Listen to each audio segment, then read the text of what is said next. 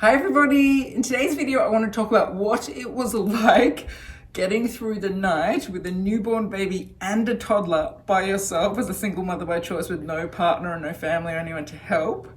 What that really was like. Basically talking about the first 3 months, which is often called the fourth trimester. So that's what I'm going to share in this video. So for those who don't know me, I'm TJ. I'm the mother to 2 children, little Star who's almost 3, baby Elf who's just over 3 months old, 3.5 months old. And I had them both by myself as a single mother by choice using donor sperm and donor eggs because I'm an older mum. My eggs were too old. I had little Star at 48 and I had him at, drumroll, 51. I know it's crazy. I never would have thought such a thing would have happened, but it has. It's been a total miracle and I'm absolutely loving it. And I'm loving it just as much the second time, which is quite astonishing. But in this video, I want to talk about probably the hardest period that we've had so far. Things have gotten a lot easier now, because when he turned 12 weeks, you ready for this? He started sleeping through the night. And I mean sleeping through the night, really, not, technically they call it sleeping through the night when your baby has slept for 6 hours. No, I mean actually sleeping through the night. He's sleeping for like 8 to 10 hours in a row now, in one stretch. It's amazing. I'm now having normal sleep. Now, who knows how long it will last? It might not last, but at the moment, for the last 3 or 4 weeks, we've been getting that. So I am not a sleep-deprived mum anymore. But before 12 weeks, I was your run-of-the-mill, very sleep-deprived mum. And that's what I want to talk about in this video, what that fourth trimester, the first 3 months was like when you have a baby that's constantly waking up and a toddler that's waking up and they're both waking up and you're getting no sleep, and how it was for me. You know that common phrase that people say, the days are long, but the years are short. Well, that's true. But when you have a newborn, the days are long, but the nights are longer and the years are short. So the nights were really long. I mean, think about it. If you're going into your bedroom, like we were probably going into the bedroom, say 8 p.m. We're a later family. We don't go to bed at 6 like other families. Let's say 8 p.m. And then we're coming out of there at say 8 a.m. because that's around the time my toddler wakes up. She usually wakes up between 7:30 and 8. So I'm in there for 12 hours with these people, these 2 children. 12 hours. That's half my day. So half your life is in the situation I'm about to tell you about. So it's a lot of time. Now, sweetie pie, should we tell them what it was like? What was it like? 12 weeks. I'm not going to talk about the first 2 weeks. I've talked about that probably in previous videos. The first 2 weeks was just full on. I mean, you're just not sleeping. Until my milk came in, he wasn't sleeping at all. I was really, really sleep deprived. Then after that, I caught the flu and I was really sick for the second week. So the first 2 weeks were just like a haze of non-sleeping, just misery. But after that, things got much better. I wasn't sick anymore. He was now sleeping pretty regularly. He was waking up every 3 hours, having a lot of milk, and then going to bed and sleep for another 3 hours all through the night. But the thing is, with a baby that age, the feeds are not quick. They get quicker and quicker later on. But at that age, the feeds are quite long.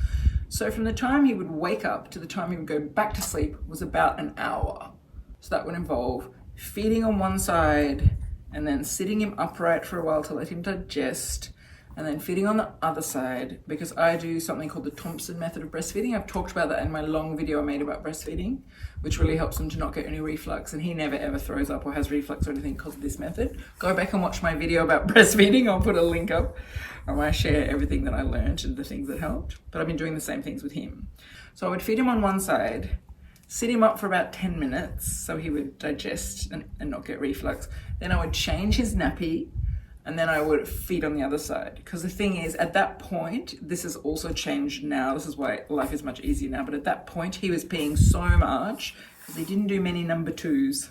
So the liquid has to come out somewhere. He would only do a number 2 like once or twice a week, which meant all the liquid was coming out. Pees. So he was doing lots of pees, weren't you, sweetie pie? So I basically had to change his nappy every single time I fed him throughout the night. People always say, don't change your baby's nappy if they've just done a pee. It will wake them up. Yes, it does, but I had no choice because his nappies were so full of water. So my strategy was to change his nappy halfway through the feed, because he was always going to be, then he'd do the second half and that would hopefully put him to sleep. Is that what we did? Is that what we did? Yes, that's what we did. Yes, that's what we did. And so then I would feed in the second half, and then it would take a while to get him to go back to sleep.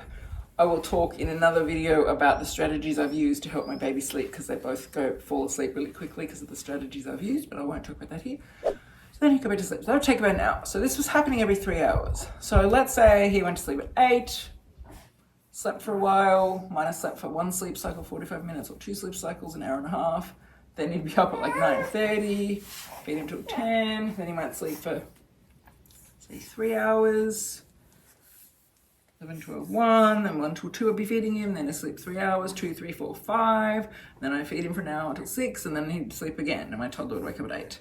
So I was waking up a lot during the night. I know some mums have it much worse. They wake up every hour. He did sometimes wake up every 2 hours, but usually it was every 3.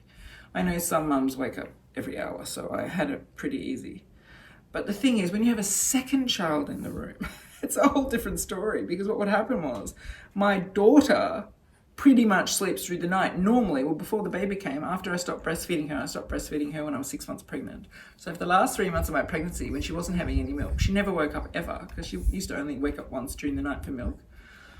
And she just slept through the night. So it was brilliant. But when he started waking up every 3 hours after he was born, depending on where she was at in a sleep cycle, she might get woken up or she might not. So I was always like, oh my God, he's just woken up. How deeply is she sleeping? Because if she's sleeping deeply, she's in the middle of a sleep cycle, he could scream and cry or whatever, or we could make noise while we're feeding, whatever. She would not wake up. She would not wake up in a blizzard if she's in a deep sleep. She sleeps so heavily. But you know, they come out of a sleep cycle about 45 minutes. They kind of stir, they maybe look around, and they go back to sleep for another 45 minutes. That's how all babies and toddlers sleep. Don't know about adults, maybe adults, I don't know about adults, but babies and toddlers. And so if he happened to cry, like he just woke up and he cried because he was hungry, just when she stirred for the 45 minutes, she would wake up. Now that did not happen every night, maybe every 3 or 4 nights, but when it did, oh my God. So now I've got a baby awake at 3 a.m. or 4 a.m. or 2 a.m. or 1 a.m. Plus I've got my toddler awake at 1 a.m. or whatever it is. And now I'm like, I wish I had a second pair of hands. But the thing is, it actually wasn't too bad, was it? Because you and baby Star, you and little Star, very, very supportive of each other. Like I really noticed from early on, do you want your dummy? They really were very aware of each other and very patient towards each other. Like let's say I was feeding him or he was hungry and my toddler woke up at 2 a.m. or something. You'd think she would scream and cry wanting me to come and cuddle her, because I normally cuddle her to sleep. That's how she falls asleep. She falls asleep with my arms around her. So you'd think that's what she wants. Because she so loves this baby and she's so aware of him, she would kind of wake up, see I'm cuddling him, get all excited because she loves watching him. I would be sitting like this, leaning against a beanbag, feeding him, he'd be on my boob, and she would just come on my other side and put her head there and put her hand, she loves to have her hand on my chest, and watch. And sometimes she'd put her hand on my boob to try and help it go into his mouth. She'd sort of try and push the milk in, or she'd pat his leg or pat his head. And sometimes she would just actually fall asleep sitting up. And I'm like, oh my God, this is so sweet. I've got this sleeping toddler and this baby on my boob. And then if I have to swap him to the other side, I sort of slide her down onto the bed that she falls asleep. Because basically, I haven't explained the setup. I should have done that at the beginning. But she sleeps on a queen size mattress on the floor, Australian queen size. I don't know what that is in other countries. Quite a big mattress. She sleeps on the floor. And so when I breastfeed, I come down onto that mattress on the floor, and I've got a bean bag that's behind me, kind of like this couch thing. And so I sit on her queen size bed on the end that's pushed against the wall, and I have to kind of pull my legs in like this because she's asleep down there. I put her asleep down that end of the bed. So she's on that half of the bed. Baby Elf and I are on this half sitting up. So sometimes I would accidentally wake her up with my foot, like if I lengthened my leg out, or she slipped, if she had rolled a little bit in her sleep and she was over an hour and a half. I was like, oh no, I'm gonna have to move her so I can sit in the beanbag. Sometimes I'd move her like, no, I woke the toddler. But she, as I said, she was pretty good. She would just come and sleep and lie on me and cuddle him. It was amazing. And so where I sleep is I sleep on the other side of the room. It's quite a big room. It's actually a double room. I think the people who built the house knocked the wall down, made it one big room. So it's a big room. So my mattress is on the other side of the room, and mine is a big mattress, not on the ground. It's like a proper bed. It's a very high bed, and it's a very soft plush bed because I like a plush mattress. And it's on an angle with the head higher than the feet by about 15 degrees because I do something called incline bed therapy, which you can research if you want, but it's really good for your health, and I've been doing it for like the last 10 years. And maybe it's why I'm healthy, who knows? But anyway, so my bed's on a bit of an angle, so really a baby can't sleep on it. A toddler can't really sleep on it because she'll slide down over the course of the night. So if she wakes up during the night, let's say I've breastfed him for an hour, he's gone back down, he's asleep. I've got 3 hours until I know he's going to wake up. I, have a drink of water, go to the toilet, get back into bed knowing I've got 3 hours, maybe 2.5 hours till he wakes up again. I just fall asleep, and then she comes out of a sleep cycle and for some reason wakes up my toddler like she's had a nightmare or something, because this happens. Mommy! I'm like, no! I've got to get down out of my big bed, go down to her bed. Her bed is a very hard mattress because it's designed for babies to be safe on, for a toddler to be safe on. So I have to get on the hard mattress, cuddle her till she falls asleep, which might take 10 or 20 minutes, and then get back up into my bed, finally fall back to sleep. And sometimes I would have been like deep into it, 1 hour into the sleep cycle, I'm really asleep, and she wakes up. I'm like, no. But that's why the nights were long, because it wasn't just that I was waking up every 3 hours for him. In a way, it was good if she got woken up by him, because at least they both go back to sleep at the same time and she would just cuddle me. But if she woke up in between when he woke up, that's when I was really screwed, because it's like, I can't get 3 hours. I can only get like an hour or half an hour or 1.5 hours. So that was pretty tiring, those nights when that happened. And also because back then, as I said, I had to get out of bed to go and cuddle her. Two of the things that have made my life easier at the moment is A, he now sleeps through the night, B, my daughter has figured out how to go and get her little step that she uses to get to the bathroom sink, put it next to my bed, climb up into my bed, climb up over me and lie down next to me and go to sleep if she wakes up in the middle of the night. So half the time now I don't even wake up because she just climbs into bed with me. Yes! But back then, when he was not sleeping through the night, she was calling out to me and I had to get up. So yeah, the nights definitely felt long. But as I said, she's always very aware of him and very patient. So she didn't scream and cry if I was feeding him or I was doing his nappy or I was walking him around the room trying to get him back to sleep or bouncing him or whatever you do to get your baby back to sleep, which I'll talk about in another video. She was very patient. And I also found with him, let's say she had woken up while I was feeding him. Let's say she put her head on my chest and she just sat and watched and she didn't fall asleep while I'm feeding him. She's just watching. Sometimes she'll get her own doll 3 a.m. and copy what I'm doing. So I'd be feeding him, she'd be feeding her doll. I would change a nappy, she'd change a nose nappy. By then she's quite awake. So the time I get him back to sleep at the end of his hour of being up and then he goes to sleep for 3 hours, I've now got an awake toddler. So there were times when she would really need to get put back to sleep before he was ready to go to sleep. And so I'd be cuddling her and I've got this awake baby. I'm thinking I've got to get my baby back to sleep so he can have his next 3 hours, but I've got to get my toddler back to sleep. The toddler is always a priority because the toddler cries way more than the baby. In my case, the toddler is way louder. She can have a tantrum, she can have a meltdown, whereas my baby's pretty chill. You keep dropping your dummy, but you're not worried about it, are you? So he's very chill. Dropping his dummy, he doesn't even care. So this is what he's like. So he just doesn't really cry unless he's hungry. So in those times when my toddler would be really needing to be put back to sleep and she'd be crying because it was 3 a.m. and she was really tired, she wanted me to put her back to sleep, I found that he was also very aware of her and patient. Like he wouldn't cry and be fussy. He would just kind of like watching us. So I'd be lying in bed cuddling my toddler on the floor bed and he would either be lying next to us on the floor bed, or I would have him in a bouncer next to the bed so he could watch us. Or sometimes I'd have my knees bent and I'd be lying on my back and I'd have him on my knees. I'm lying down, and my arm around my toddler while she falls asleep. My knees are bent, and my little baby's on my knees just watching us. And he was also very patient. While she was having a meltdown or crying, I needed to put her back to sleep at 3 a.m. or 4 a.m. So it was just kind of strange. I realized we kind of were like this ecosystem of these 3 beings. We're just all responding to each other. Oh, baby, you're getting tired. We have to put you down for a nap in a minute. He's making his tired sounds. That means he's tired. Do you want to dummy?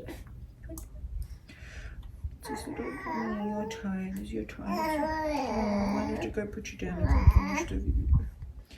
But basically, we were like this little ecosystem, and everybody listened to everybody else, and whoever had the highest need got attended to, and the other person would just kind of wait and chill out and be quite quiet and just watching and sort of supporting the other person energetically. I know they're only babies, but they were.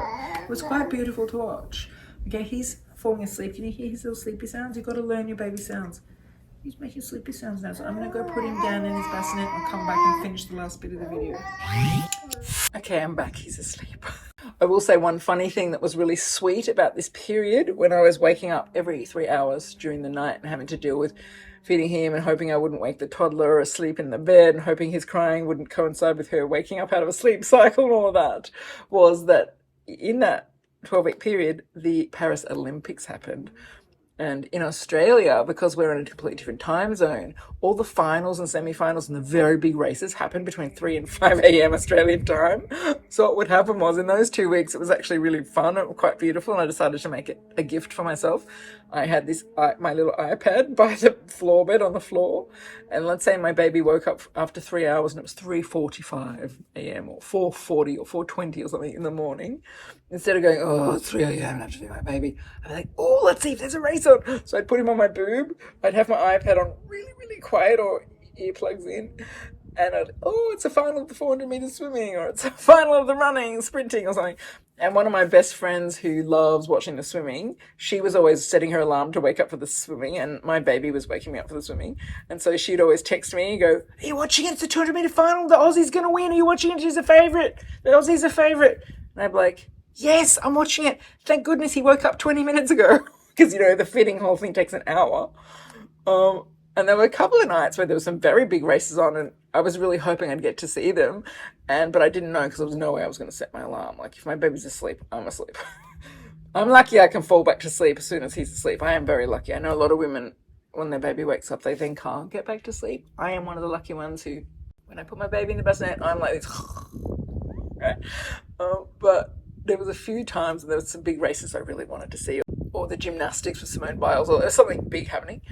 And I would wake up and go, oh my God, the race is at 4:20. It's 4:10. Yes, you're a legend. My little baby's got a good sense of timing. Maybe he's tuned into the Olympics. Maybe he's going to be an athlete. I don't know, but it worked out pretty well. And then when it's not the Olympics, usually because those feeds and changes only take an hour, I had to keep myself awake. Often I would listen to my audiobook or catch up on things on my phone that I have to do, or look at Peanut to see what other women were going through with babies the same age. Because on Peanut you can join a group for babies born. I joined a group for babies born around the world in June 2024, and we could all leave each other posts about what's going on with their baby. So there's always things to do. Or I'd catch up on my journal. I'm always like 3 or 4 weeks behind in my journal, which is pictures of my kids. I'm always so far behind in that journal. So yeah, I would do a bit of that. So anyway, I kept myself occupied. I didn't just sit and gaze at the baby. As beautiful as that would be, and I do sometimes gaze at him for 5 or 10 minutes, I had to A, keep myself awake, and B, use the time in some sort of productive way. Otherwise I might have started resenting being awake after night breastfeeding. So we kind of, as I said, we were in this flow, in this ecosystem, and that is continuing now. I'll talk in the next video about where we're at now, but basically he's sleeping through the night, and if she wakes up, she's climbing into bed with me now. So I'm getting much more sleep. Woohoo! Which is why I can finally make a video, because I'm a bit perkier. Over here is another video I've made, which I think you'll find helpful and inspiring. Thank you so much for listening. I hope things are going beautifully in your own journey. Until my next video, I'm sending you so much love, so much baby dust. Bye!